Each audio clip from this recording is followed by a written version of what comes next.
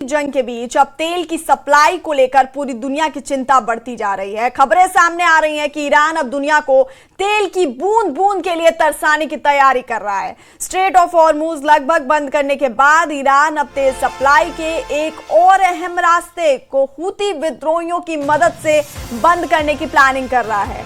Yemen के Houthi विद्रोहियों ने बाब अल मंडेब स्ट्रेट को ब्लॉक करने की धमकी दी है, जिससे पूरी दुनिया में तेल का संकट हो सकता है। खासकर एशिया और यूरोप में भारी किल्लत हो सकती है।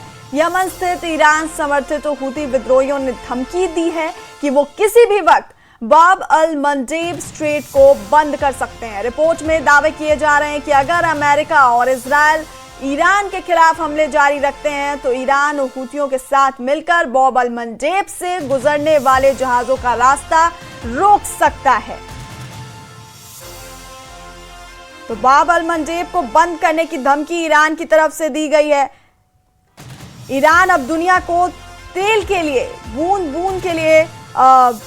बूंद बूंद के लिए तरसाने के लिए तैयार हो गया है। स्ट्रेट ऑफ हॉर्मुज लगभग बंद करने के बाद ईरान अब तेल सप्लाई के एक और अहम रास्ते को हूती विद्रोहियों की मदद से बंद करने की प्लानिंग कर रहा है।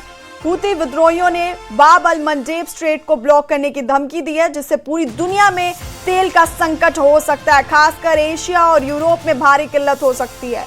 ईरान समर्थित हूती विद्रोहियों ने धमकी दी है कि वो किसी भी वक्त बाब अल मंडेब स्ट्रेट को बंद कर सकते हैं और रिपोर्ट में दावे किए जा रहे हैं कि अगर अमेरिका और इजराइल ईरान के खिलाफ हमले जारी रखते हैं तो ईरान हूतियों के साथ मिलकर बाब अल मंडेब से गुजरने वाले जहाजों का रास्ता रोक सकता है।